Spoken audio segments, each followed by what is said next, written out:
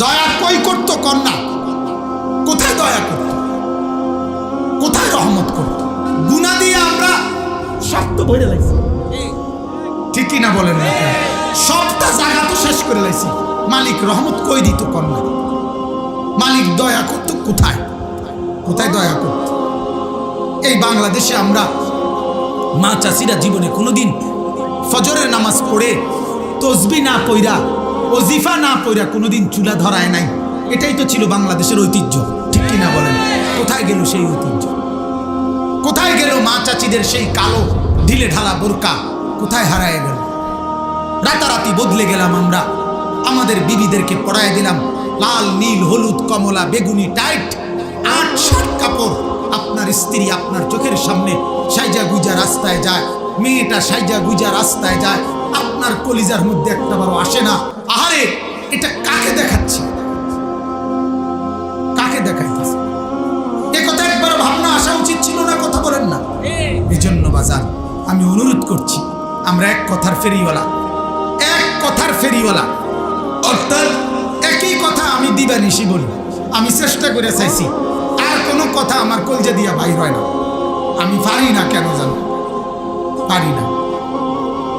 অনেক পণ্ডিতি কথা, অনেক জ্ঞান গর্ভ, অনেক সুখ্যাতি সূক্ষ্ম কিছু নিজের জ্ঞানের পাণ্ডিত্য জাহির করা আমি পারছি না। আমার কলিজার এক অস্থিরতা, এ মানুষ ফিরবে কখন?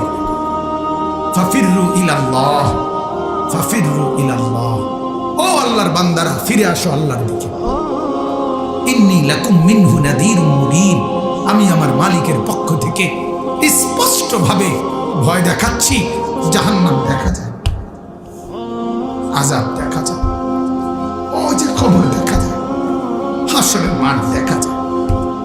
ইকতারাবাতিস সাআহ, কিয়ামত ঘনায় গেছে। ইকতারাবা লিন-নাসি হিসাবুহুম, হিসাব কাছায় গেছে। নওজোয়ান ফিরে আয় বন্ধু, ফিরে আয়। নওজোয়ান তোমরা যারা নামাজ পড়ো নাই, দোস্ত ফিরে আসো। এক দরদি ভাই ডাকছে, এক বন্ধু ডাকলাম, বাপ আপনাদের কাছে ডাকছি, মেয়েটাকে ফিরায় আনেন, বিবিটাকে নামাজের মুসল্লায় দাঁড় করান, মেয়েটাকে পর্দাশীল বানান, মেয়েটাকে কোরআন পড়ান, ছেলেটাকে কোরআন পড়ান, নাইলে জমিন টিকবে না। আপনি কি চান শুধু আপনি ভালো ভালো মরে যাবেন, আপনার বিবি বাচ্চা পরবর্তীতে কষ্ট পাবে? এটা আপনি চান? এটা কেউ চান? তাহলে আগামীর পৃথিবীতে গুনায় ভরা ফ্যামিলিটাকে, ছেলে নামাজ পড়ে না, মেয়ে নামাজ পড়ে না, পর্দা করে না, টেলিভিশন দেখে, এই অবস্থায় রেখে কেমনে কবরে রওনা দিছে? ওই বাপ কেমনে কবরে রওনা দিছে? এই মুসলমান কেমনে কবরে রওনা দিছে? কি অবস্থায় রেখা যাচ্ছ বিবিরে? ছেলেটাকে কি অবস্থায় রেখা যাচ্ছ? মেয়েটাকে কি অবস্থায় রেখে যাচ্ছ? এই ঘর কি অবস্থায়? সবাই টেলিভিশনের সামনে বহাইয়া, নর্তকীর নাচের সামনে বহাইয়া কবরে যাচ্ছ মুসলমান। হায় হায়, আল্লাহ আমাদেরকে মাফ করে দেন।